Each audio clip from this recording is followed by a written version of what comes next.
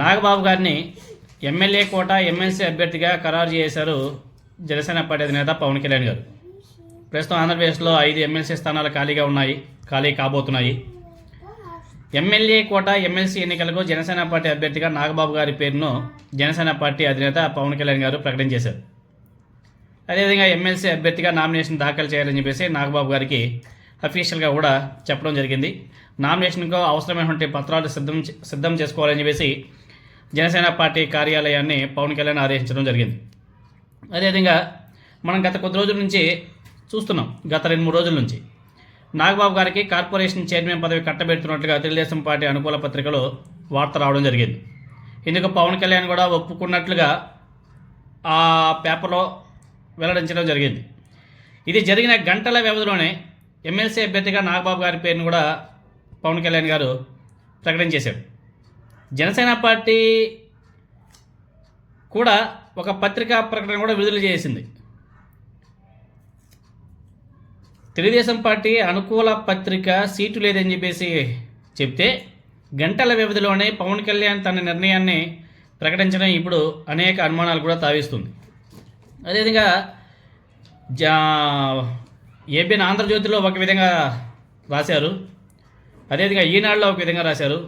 Janasena party అఫీషియల్గా ఒకటి చెప్పింది.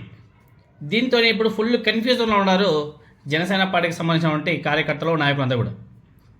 ఆంధ్రజ్యోతి ఏమని రాసింది, రాజ్యసభకు నాగబాబు అని చెప్పేసి ఆంధ్రజ్యోతి పెద్ద పెద్ద తాటికాంత అక్షరాలతో రాయడం కూడా జరిగింది. ఏమని రాసిందంటే, జనసేన పార్టీ అధ్యక్షుడు పవన్ కళ్యాణ్ తమ్ముడు నాగబాబు గారిని రాజ్యసభకు పంపబోతున్నారు, రాజ్యసభ సీటు కూడా ఇవ్వబోతున్నారు. ఆయన క్యాబినెట్లోకి తీసుకుంటామని చెప్పేసి ముఖ్యమంత్రి చంద్రబాబు నాయుడు గారు గతంలో ప్రకటించాడు. దీంతోనే ఆయనకు తొలుత ఎమ్మెల్సీ ఇచ్చి మంత్రి పదవి ఇస్తారని చెప్పేసి నిన్నటి వరకు అందరూ కూడా భావించారు. అనూహ్యంగా ఇప్పుడు ఎమ్మెల్సీ కాకుండా రాజ్యసభ సీటు నాగబాబు గారికి వస్తుందని చెప్పేసి అందరూ కూడా అనుకుంటున్నారని చెప్పేసి ఏబిఎన్ రాధాకృష్ణ తన ఆంధ్రజ్యోతి పేపర్లో రాయడం జరిగింది. అదేవిధంగా మన ఈనాడు పేపర్లో నాగబాబు గారి గురించి ఆ పత్రిక ఏమని రాసిందంటే, నాగబాబు గారి పదవి గురించి కార్పొరేషన్ చైర్మన్గా నాగబాబు అని చెప్పేసి పెద్ద హెడ్లైన్ రాసి, పవన్ కళ్యాణ్ అభీష్టం మేరకే కార్పొరేషన్ చైర్మన్గా నాగబాబు అని చెప్పేసి మరొక పెద్ద కథనం కూడా రాశారు. ఇంతలోనే ఈ కథనాలు వచ్చిన కొన్ని గంటల వ్యవధిలోనే జనసేన పార్టీ అఫీషియల్గా ఎమ్మెల్సీ అభ్యర్థిగా శ్రీ కొణిదెల నాగబాబు గారి పేరు ఖరారు అని చెప్పేసి జనసేన పార్టీ అఫీషియల్గా అనౌన్స్మెంట్ చేసింది. ఆంధ్రజ్యోతి ఒక విధంగా, ఈనాడు ఒక విధంగా, జనసేన పార్టీ అఫీషియల్గా ఇంకొక విధంగా ఈ అన్నీ కూడా దోబూచుల ఆటలు ఆడుకుంటున్నారు ఒక పదవి కోసం. ఈ మధ్యలో కేఏ పాల్ గారు ఇన్వాల్వ్మెంట్ అయ్యి ఇది ఒక ఇంట్లోనే ఇన్ని పదవులా అని చెప్పేసి కేఏ పాల్ గారు మాట్లాడడం జరిగింది.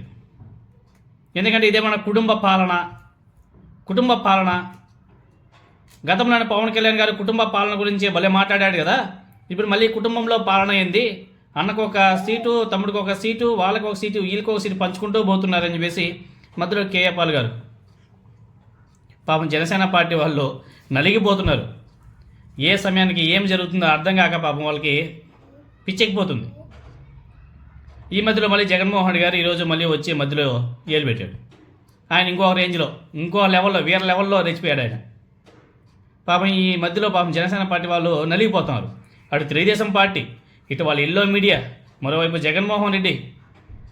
ఎందుకంటే పవన్ కళ్యాణ్ గారు తీసుకుంటే నిర్ణయాలు అటువంటివి, ఆయన తీసుకున్న నిర్ణయాలు నిలకడగా లేవు. ఆయన అధికారంలోకి వచ్చిన తర్వాత కూడా ఆయన డెసిషన్స్ నిలకడగా లేవు. ఆయన ముందు అధికారంలో రాకముందు కూడా ఆయన నిర్ణయాలు ఏది కూడా నిలకడగా ఉండేటివి కావు. ఇప్పుడు కూడా సేమ్ దాన్నే కొనసాగిస్తున్నాడు.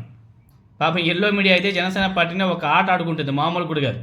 ఎనేహో మొత్తానికి అయితే జనసేన పార్టీ అఫీషియల్గా ప్రకటించేసింది, నాగబాబు గారికి ఎమ్మెల్యే కోటాలో ఎమ్మెల్సీగా పత్రాలన్నీ కూడా రెడీ చేసుకోండి నామినేషన్ వేయడానికి అని చెప్పేసి చెప్పడం జరిగింది. మరి ముందు ఏమవుతుందో చూడాలి.